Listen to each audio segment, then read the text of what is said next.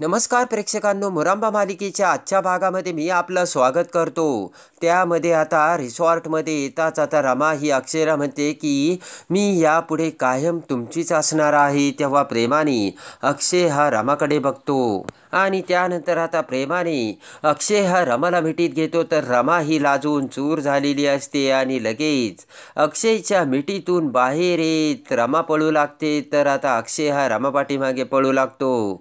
पुन्हा आता प्रेमाने अक्षयने रमाला आपल्या मिठीत धरलेले असते। रमा आता खुश होऊन प्रेमाने अक्षयकडे बघू लागते आणि दोघेही आता प्रेमाने एकमेकांकडे बघत आता गाणी गुणगुणत आता एन्जॉय करत असतात।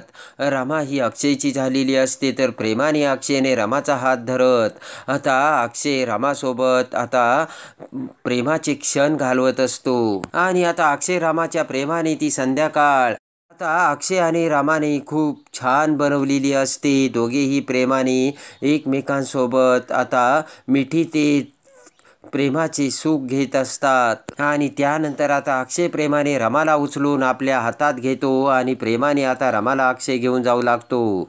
अक्षयच्या मिठीत आता रमा ही अक्षयकडे बघत असते। इकडे आता दुसऱ्या दिवशी सीमा ही किचनमध्ये काम करत असते, तर तेवढ्यात आय्याजी ही आता सीमाकडे येते आणि म्हणते की सीमा, अगं रमा आणि अक्षय सोबत तुझं काही बोलणं झालं का ग दिवसभरात? तेव्हा आता बारीक चेहरा करत सीमा म्हणते की नाही ना हो आय्याजी। आय्याजी म्हणते की आता त्यांना लवकरच इथे बोलून घेण्याची वेळ आली आहे। तर सीमा म्हणते काय सांगता आय्याजी? आय्याजी म्हणते की अगं हळू बोल सीमा, एवढं मोठ्याने काय बोलतेस, ती राक्षसीन आली ना। आय्याजी म्हणते की सीमा मला मान्य आहे, कधी नव्हे ते दोघं बाहेर गेलेत। तेव्हा आता आय्याजी म्हणते की रमा आणि अक्षय आल्यानंतरच या मधुमतीचं काहीतरी आपण करू शकू। तेव्हा आता सीमा म्हणते की आय्याजी तुम्ही चिडणार नसाल तर मी तुम्हाला एक प्रश्न विचारू का? तेव्हा आय्याजी आता सीमाकडे बघू लागते। सीमा म्हणते की एवढे दिवस इतकी वर्ष तुम्ही रमाचा रागराग करत होता आणि आता लगेच तुमचा रमावरती विश्वास बसला। तेव्हा आय्याजी सीमाकडे बघत हसू लागते आणि एवढा विश्वास बसला की आता रमा वाचून तुमचं पानही हालत नाही, एवढा कसा विश्वास बसला? तर आता आय्याजी सीमाला म्हणते की आय्याजी म्हणते की अचानक नाही ग सीमा, रमा हुशार आहे हे मी कधीच हेरलं होतं, पण माझा अहंकार ती हुशार आहे हे दाखवण्यासाठी तयार नव्हता। आय्याजी म्हणते की मला वाटायचं की ही एवढी गरीब घरातील मुलगी ही कशाला एवढी हुशार असेल आणि तिला आपण कशाला हुशार मानायचं। आय्याजी म्हणते की पण माझ्या मनातल्या अहंकाराला या रमाने तडा दिला आणि मी रमाला आता इतकी मॉडर्न बनवणार आहे ना, बघतच राहा सीमा तू। सीमा आता खूप खुश झालेली असते। आय्याजी म्हणते की मी एवढी मॉडर्न असून देखील माझे विचार किती बुरसटलेले आहेत ना, हे रमाने मला दाखवून दिलं सीमा। पण आता तसं नाही, आता मधुमतीला दाखवण्याची वेळ आली आहे की ती किती बुरसटलेल्या विचाराची आहे ती। आय्याजीचे रमाविषयीचे ते प्रेम बघून सीमा म्हणते की तुम्ही असं बोललात ना, मला जाम आवडतं आय्याजी। तर आता आय्याजी सीमासोबत आता बोलू लागते आणि आता तेवढ्यात मधुमती ही किचनमध्ये बोलत असलेल्या आय्याजी आणि सीमाकडे पायऱ्यावरून बघते आणि आता विचार करते की हिला हिच्या नात सुनेचा एवढा पुळका आहे ना, बघतेच आता आल्यावरती। आणि हिची सून आल्यानंतर ना तिला कशी घराबाहेर काढते ना, हे बघच तू आता। पार्वती भीतीचं दुसरं नाव आहे मधुमती, असा आता मधुमतीने विचार केलेला असतो। इकडे आता अक्षयने रमाला उचलून आता कॉटवर रूममध्ये आणलेली असते आणि प्रेमाने कॉटवरती ठेवत आता रमासुद्धा अक्षयकडे बघत असते आणि प्रेमाने अक्षयकडे बघताच आता रमा ही अक्षयच्या मिठीत येते, तर अक्षय रमाला त्याच्या भरगच्च मिठीत घेतो आणि आता प्रेमाने रमा अक्षय एकत्र येऊन दोघेही एकमेकांच्या मिठीत झोपतात। तर रमा अक्षयकडे आणि अक्षय रमाकडे बघत असतो। प्रेमाने आता मनाने आणि शरीराने रमा अक्षय एक झालेले असतात आणि दोघंही एकमेकांच्या मिठीत येऊन एकमेकांवरती भरभरून प्रेम करतात आणि प्रेमाने आता एकत्र येऊन रमा अक्षय दोघेही एकमेकांच्या मिठीत विसावलेले असतात आणि झोपलेले असतात। आणि आता दुसऱ्या दिवशी सकाळी रमा ही उठून अक्षयकडे बघते, तर अक्षय हा झोपलेलाच असतो। तेव्हा आता इकडे तिकडे बघत रमा ही बाहेर येते आणि आता बाहेर येताच आता रमा ही स्विमिंग टँक जवळ येऊन त्या स्विमिंग टँक मध्ये आपले पाय बुडवते आणि स्विमिंग टँक वर बसलेली असते आणि पहाटेच्या त्या अंधारात रमा आता चंद्राकडे बघते, तर छानपैकी चंद्र हा वर आलेला असतो असतो आणि रमा त्याच्याकडे बघत असते. इकडे आता अक्षयला सुद्धा जाग येते आणि अक्षय आता कॉटवरती रमाला बघतो, पण रमा तिथे काही नसते. तेव्हा पटकन अक्षय उठून बाहेर येतो तर रमा ही स्विमिंग टँकवर बसलेली आता अक्षयला दिसते आणि पाठीमागून अक्षय आता रमाकडे येत रमाच्या डोक्यावर हात ठेवतो तर रमा टचकते आणि अक्षयकडे बघते. तेव्हा आता अक्षय हा प्रेमाने रमा शेजारी बसतो आणि म्हणतो, काय झालं रमा? तर रमा ही अक्षयकडे बघत म्हणते की तो चंद्र बघा ना, किती सुंदर दिसतोय. तर अक्षय आता चंद्राकडे बघतो. तर आता रमा शेजारी बसत अक्षय म्हणतो की रमा, हा पौर्णिमेचा चंद्र बघतेस का तू? हा पौर्णिमेचा चंद्र ना प्रेम करणाऱ्यांच्या डोळ्यात अगदी स्पष्ट सुंदर दिसतो. अक्षय म्हणतो की रमा, तो चंद्र ना आजूबाजूच्या प्रेम करणाऱ्यांच्या वातावरणाला एकदमच सुंदर बनवतो. तेव्हा आता रमा ही लाजून चूर झालेली असते आणि पटकन आता रमा ही अक्षयच्या मिठीत खांद्यावरती डोके ठेवून झोपते. अक्षय म्हणतो, काय झालं रमा? तर आता रमा म्हणते की मला ना धडधडतंय आणि भीती वाटते, काहीतरी वेगळं वाटतंय. रमा म्हणते की तुम्ही मला आयुष्यभर असं घट्ट धरून ठेवाल ना? तर अक्षय म्हणतो, काय बोलतेस रमा? तेव्हा आता अक्षय म्हणतो, कशाची भीती वाटते रमा? तर रमा म्हणते, त्या चंद्राची. तेव्हा आता रमा अक्षय चंद्राकडे बघू लागतात. रमा म्हणते की हा चंद्र जादू करतो आणि नंतर सतत मनाला हुरहुर लागून राहते. अक्षय म्हणतो की कसली हुरहुर रमा?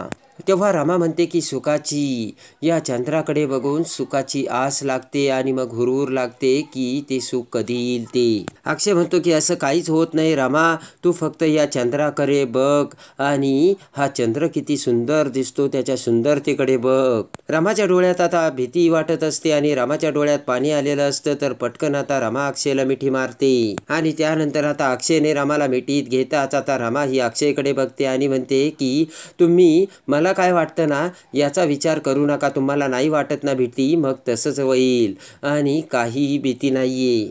तेव्हा आता अक्षय म्हणतो की रमा, कोणी किती जरी आपल्यावरती संकट आले ना, तरी आता आपण कधीच एकमेकांपासून वेगळं नाही होणार. तर रमा खूप खुश होते आणि पुन्हा अक्षयला मिठी मारते आणि पुन्हा आता अक्षय रमाला कॉटवर घेऊन जातो आणि रमा अक्षय झोपतात.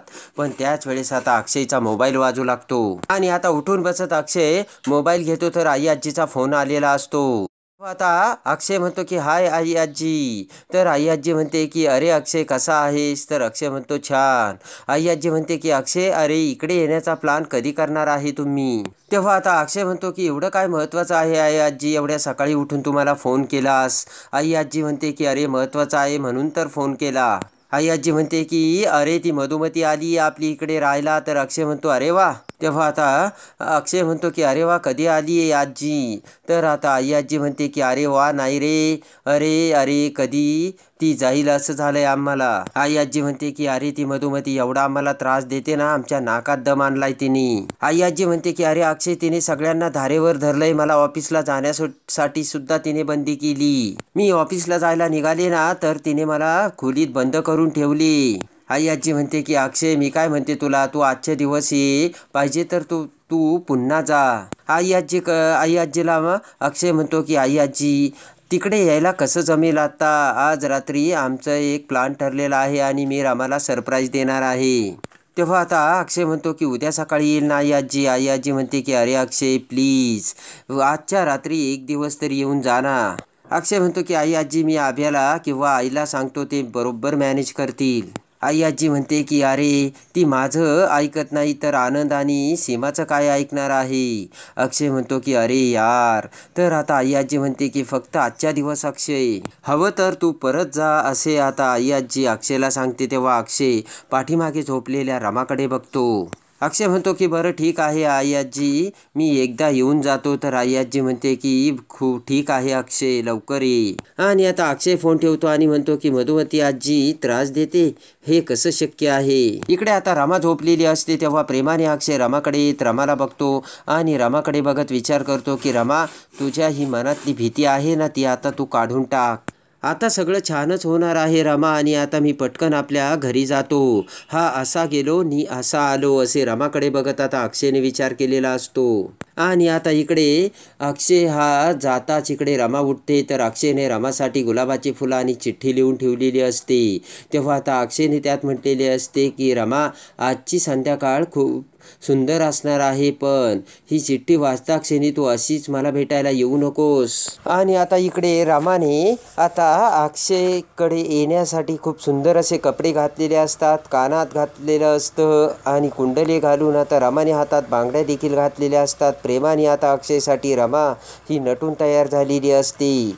इकडे आता अक्षय हा घरी येतो आणि आता मधुमतीचे ते सगळे आता वागणे आणि बोलणे ते सगळा प्रकार बघून अक्षयसुद्धा आता थकलेला असतो आणि रागाने अक्षय म्हणतो की अरे यार, मला वाटलं ती रेवा घरातून गेली तर कुठे व्यवस्थित होईल, पण नाही. असं जर असेल ना तर मला या घरात राहायचंच नाही. मी आणि रमा दुसरं कुठेतरी जाऊन राहू, असे म्हणत अक्षय आता रागाने तिथून निघून चाललेला असतो. तर ते बघून जान्हवी तोंडाला हात लावते. तर आता मधुमतीला अक्षय आणि रमा कसे सरळ करतात आणि प्रेमाने आता रमा ही अक्षयकडे येत आता कशी अक्षयची होते हे बघण्यासाठी आणि मुरंबा मालिकेच्या डेली अपडेटसाठी बेल नोटिफिकेशनवर क्लिक करून आपल्या चॅनलला लाईक करा, सबस्क्राईब करा.